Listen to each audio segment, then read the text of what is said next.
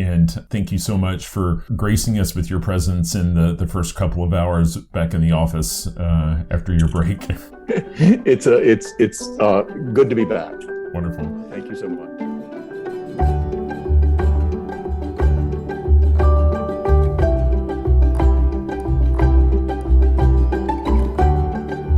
And now, the news. As we approach the end of 2021, we're able to reflect on some final numbers and to follow up on some stories from earlier in the year. First up, a look at the burgeoning NFT marketplace.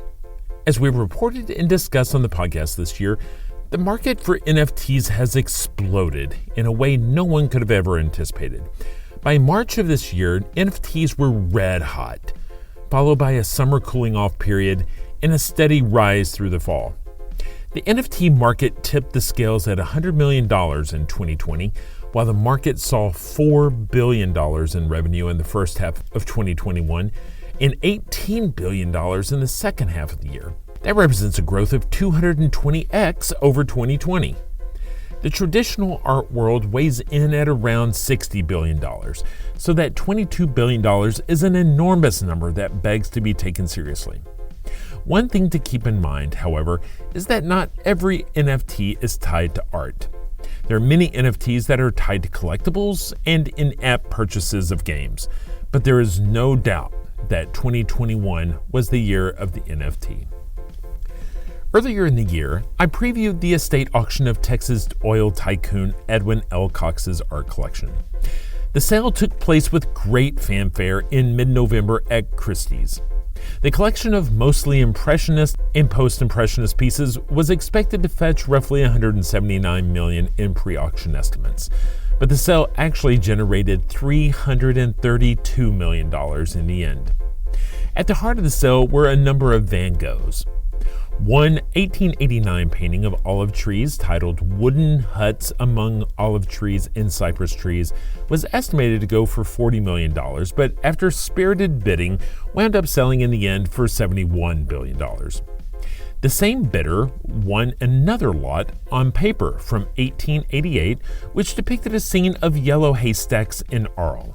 The interesting thing about this work isn't the final hammer price of $35 million, but that the sum will be divided 3 ways as a part of a restitution agreement.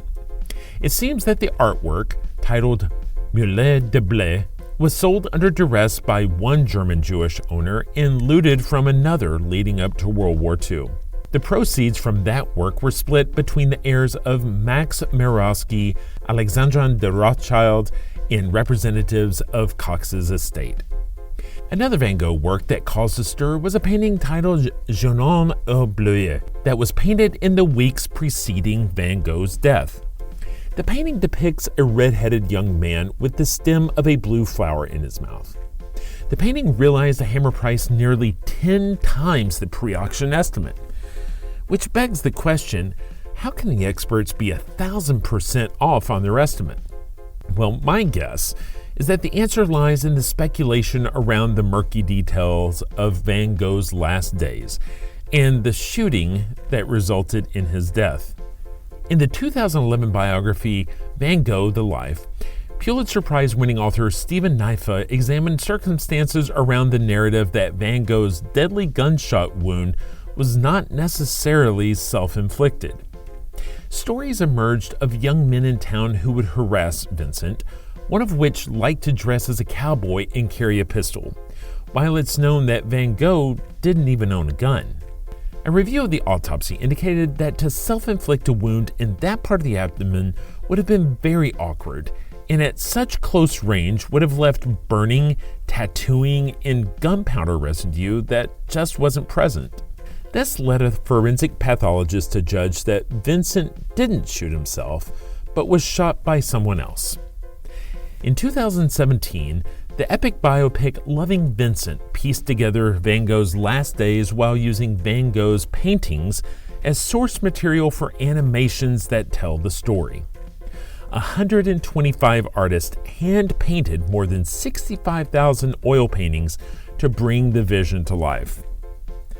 If you have never seen the movie, please do. It's an amazing work of art.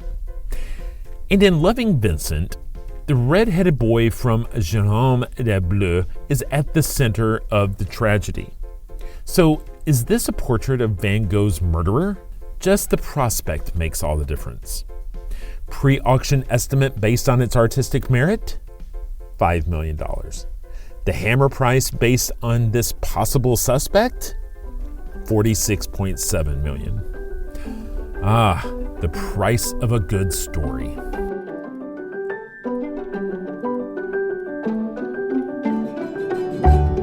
That's all the time we have for this week. You've been listening to Art Sense. You can find the show on Apple Podcasts, iTunes, Google Play, Stitcher Radio, Spotify, or your favorite podcast app. If you've enjoyed this podcast, be sure to subscribe, and while you're there, please rate the show and leave a quick review. Your feedback is the key to other folks finding us.